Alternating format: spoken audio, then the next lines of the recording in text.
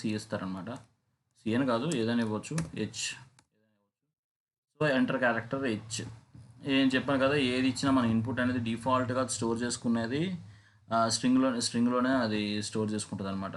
Okay, కానీ ఇప్పుడు మనం వేరేగా ఇద్దాం, హాయ్ అని ఇద్దాం. సో ఇక్కడ ఇది ఏం ప్రింట్ అయింది, హాయ్ అని ప్రింట్ అయింది.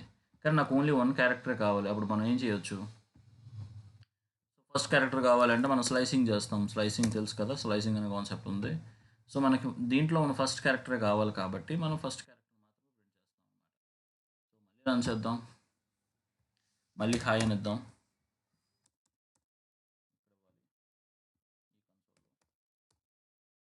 సో ఇక్కడ మీరు చూసుకుంటే హెచ్ ఒకటే ప్రింట్ అయింది. కానీ ఇక్కడ హెచ్ ఒకటే ప్రింట్ అయింది, కానీ హెచ్ హాయ్ అని 3 క్యారెక్టర్స్ ఇది స్టోర్ చేసింది. కానీ మనకు 3 క్యారెక్టర్స్ కూడా మనకు స్టోర్ అవసరం లేదు కదా. దీనివల్ల మనకి మెమరీ వేస్ట్. ఫర్ ఎగ్జాంపుల్ ఇది 3 క్యారెక్టర్స్ కాబట్టి సరిపోయింది. ఫర్ ఎగ్జాంపుల్ లాంగ్ క్యారెక్టర్స్ ఏమైనా ఇచ్చారనుకోండి యూజర్, ఎందుకంటే ఆబ్వియస్లీ తనకు తెలియదు ఎంత ప్రింట్ చేయాలనేది.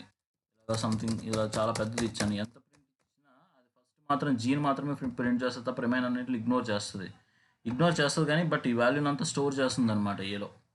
ఏలో స్టోర్ చేసి మనం ఏలో ఫస్ట్ క్యారెక్టర్ ఒకటే ప్రింట్ చేయాలనుకుంటున్నాం అనమాట. ఓకేనా, ఇక్కడ చూసుకుంటే జియో ఒకటే ప్రింట్ అయింది, కానీ దీనివల్ల మనకి చాలా మెమరీ వేస్టేజ్ అవుద్ది. అండ్ దట్టు మన ప్రోగ్రామ్ అనేది ఎఫెక్టివ్గా ఉండాలి అంటే మనం స్టార్టింగే ఒకటి ఇవ్వచ్చు అనమాట, జస్ట్ ఓన్లీ ఫస్ట్ క్యారెక్టర్ మాత్రమే స్టోర్ చెయ్యి అని. సో అప్పుడు మనం డైరెక్ట్గా ఏనే ప్రింట్ చేయొచ్చు.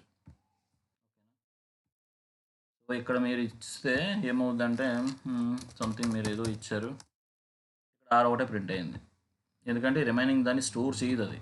ఇక్కడ మనం ఆర్ ఆఫ్ 0 అని కూడా ఇవ్వాల్సిన అవసరం లేదు. సో ఇది అనమాట ఇన్పుట్ గురించి.